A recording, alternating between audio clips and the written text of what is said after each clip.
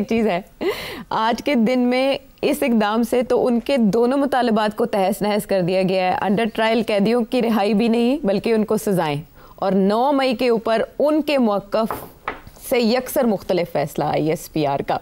तो उनकी इन अ वे तो दोनों डिमांड्स आज बता दी गई कि उस पर कोई पेशरफ नहीं हो सकती। क्या पेशरफ नहीं हो सकती?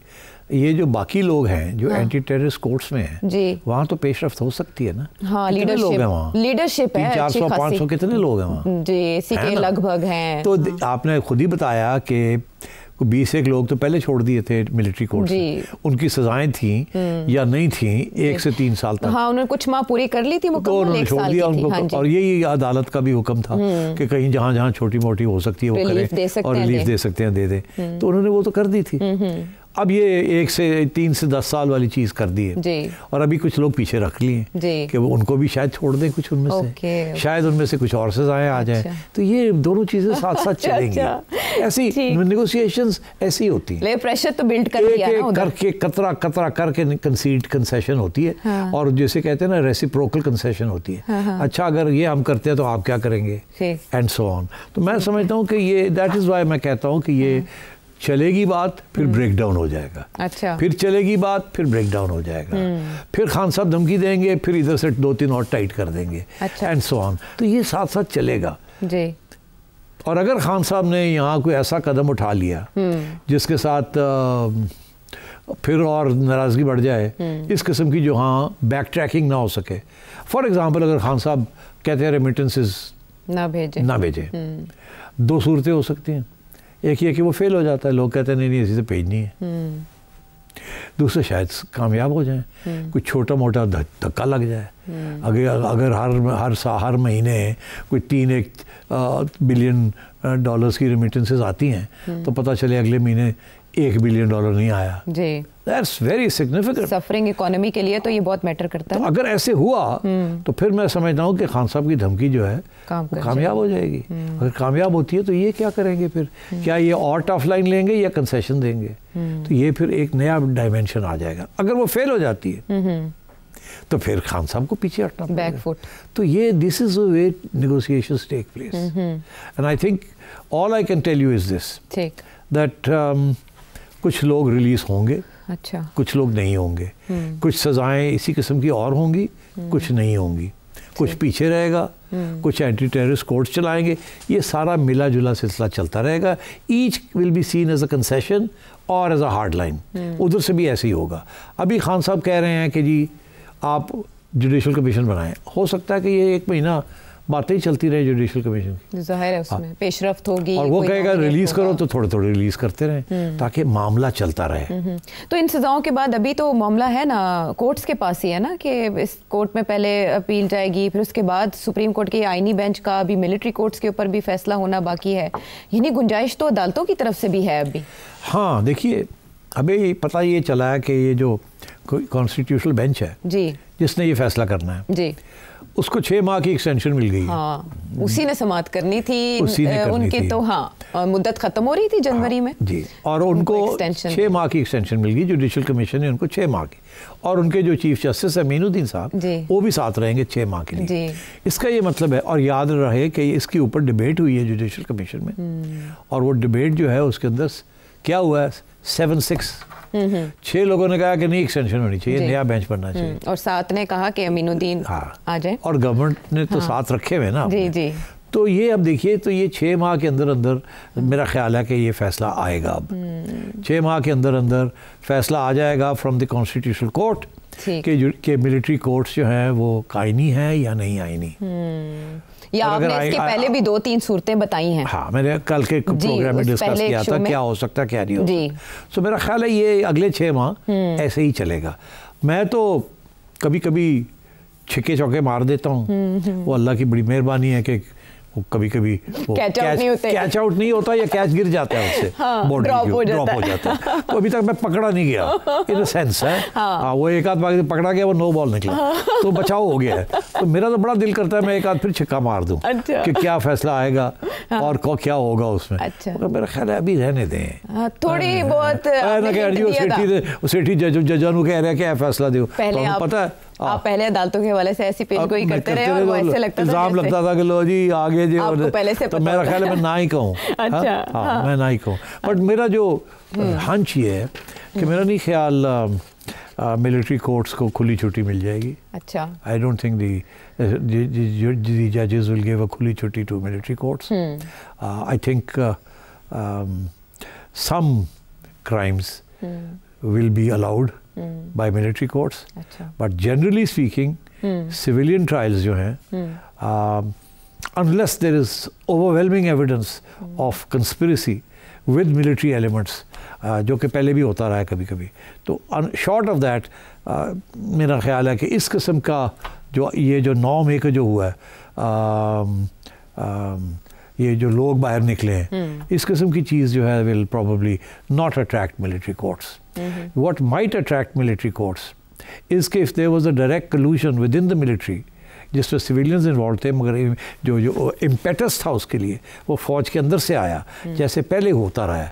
कू जब करने की कोशिश करते रहे colonel's and other generals, those were military courts, उसके अंदर सिविलियंस वर आल्सो इन्वॉल्व। फैज़ अहमद फैज़ को पकड़ के ले गए थे 1951 में, रज़ा कासिम साहब को पकड़ के ले गए थे।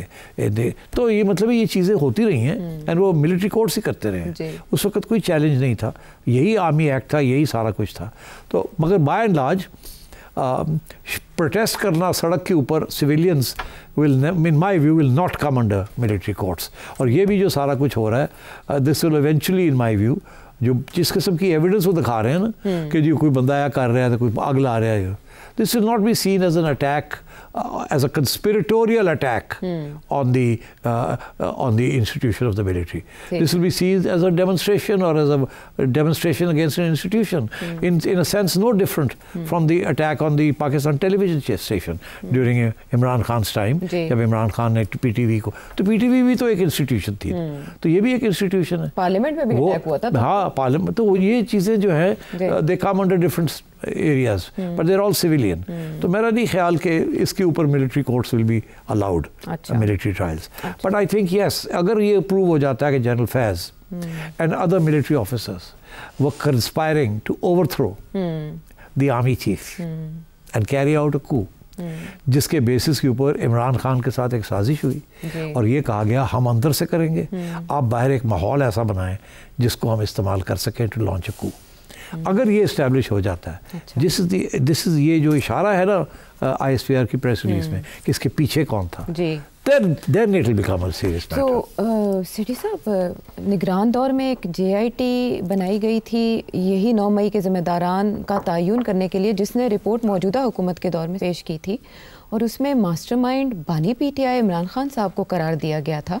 तो अगर इसमें इस सिलसिले में कार्रवाई आगे बढ़ती है और तहकीकात होती हैं, इमरान खान साहब पीछे नहीं हटते, तो क्या ये PTI लीडरशिप का भी मिलिट्री ट्रायल होगा और फिर वो JIT की रिपोर्ट? फिर अगर जनरल फैज और अदर मिलिट्री ऑफिसर्स के खिलाफ एक केस बनता है that they were conspired to carry out a coup, जिसके 2 पहलू थे, एक इंटरनल और एक एक्सटर्नल, और ये एक्सटर्नल में इमरान खान का हक था, सिर्फ हक नहीं उसका एक रोल था और ये मिल के फैसला हुआ था कि हम ये करेंगे, मैं बाहर माहौल बनाता हूँ फौज के खिलाफ और आप अंदर माहौल बनाएं दूसरे अफसरों को लेके against the army chief and let's have a coup. अच्छा, या force the army chief to resign, same difference. ठीक, तो मैं समझता हूँ कि अगर वो एस्टैब्लिश हो गया तो then Imran Khan and several leaders could go into military courts. Salman Akram Raja साहब ने भी आज प्रेस कॉन्फ्रेंस की ना, तो उन्होंने कहा कि अगर बानी PTI को फौजी अदालतों में पेश किया गया तो बहुत बुरा दिन होगा। इसका मतलब है कि पाकिस्तान तहरीक इंसाफ भी ये भांप रही है कि ये इशारे उसी तरफ के, और जाहिर है प्रेशर।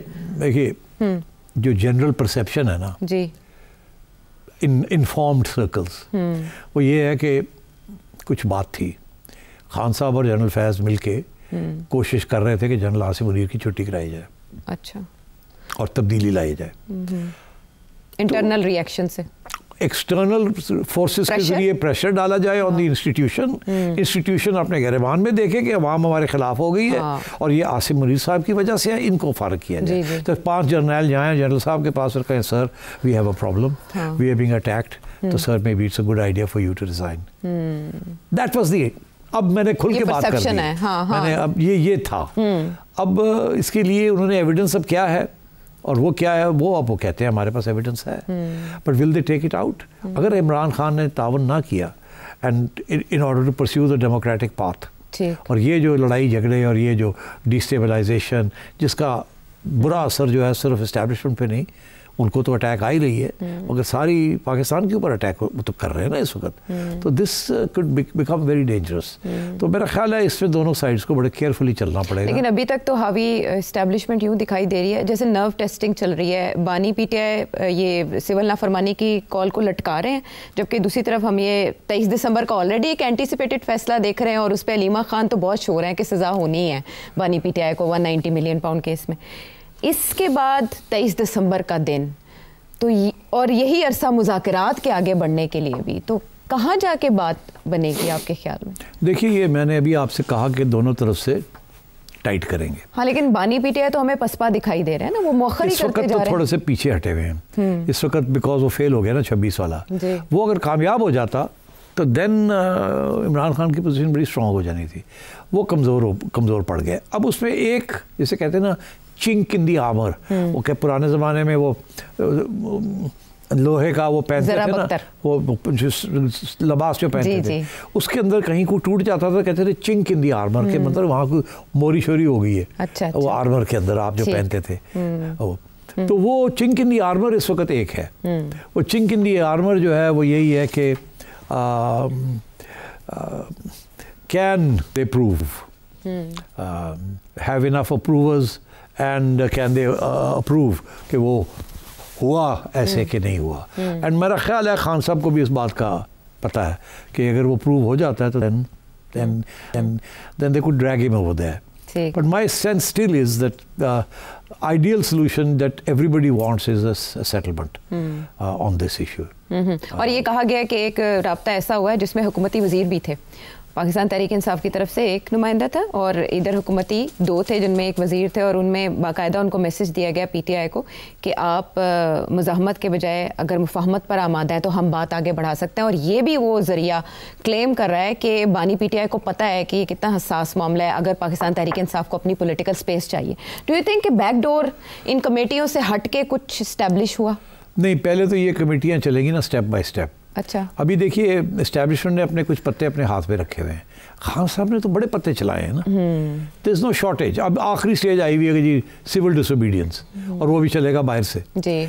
तो खान साहब ने तो 9 मई भी कर लिया, 26 भी कर लिया ये एंड सो ऑन। तो खान साहब हैज ट्राइड एवरीथिंग, मगर इस्टेब्लिशमेंट ने अभी तक क्या किया है सिवाय ये कि अब ये 9 मई के मुल्जिमान को कुछ को सजा दे दी, 25 को, और कुछ लोग जो है वो बेलों पे हैं बाहर। हाँ, लेकिन तलवार नहीं चलाई, लेकिन लीडरशिप को भी नहीं ट्राई किया गया मिलिट्री कोर्ट्स में अभी नहीं किया गया, मरकजी लीडरशिप नहीं किया गया ना। बट मेरा अपना ये ख्याल है कि लीडरशिप जो है ना पीटीआई की, उसमें 2-3 लोग ये होंगे जो कि अगर कंस्पिरेसी का हिस्सा थे तो खान साहब ने ये बड़ा टाइटली कंट्रोल किया होगा। ये पीटीआई के अंदर आपको सबको साथ लेने की ज़रूरत नहीं पड़ती। अच्छा। किसी के साथ कन्फाइड करने की ज़रूरत नहीं पड़ती। खान साहब कहते हैं ना कि आज अंधेरा है, तो धूप निकली हुई है, खान साहब कहते हैं अंधेरा, सारे कहते हैं अंधेरा है। मैंने ये बहुत दफ़ा कहा है। तो इस वक्त खान साहब ने कहा था अटैक मिलिट्री इंस्टीट्यूशंस, उन्होंने कर दिया। उनको यही था कि शायद इसके साथ तब्दीली आ जाए। अच्छा। इतना बात पता थी उनको, ये तो नहीं पता थी कि पीछे साजिश है कोई। उनका ख्याल था ये एक स्ट्रेटजी है, but strategy could have been part of a conspiracy ना। हकीकी आज़ादी चाहिए थी ना। तो बात ये है कि मेरा ख्याल है ज़्यादा से ज़्यादा अगर इसमें किसी को जिनका ना तरिया भी गया तो फौज के अंदर तो मुझे नहीं पता किस किस को धरेंगे वो, apart from general Faiz, but इधर खान साहब और 1-2 और ज़रूर डरे जाएंगे।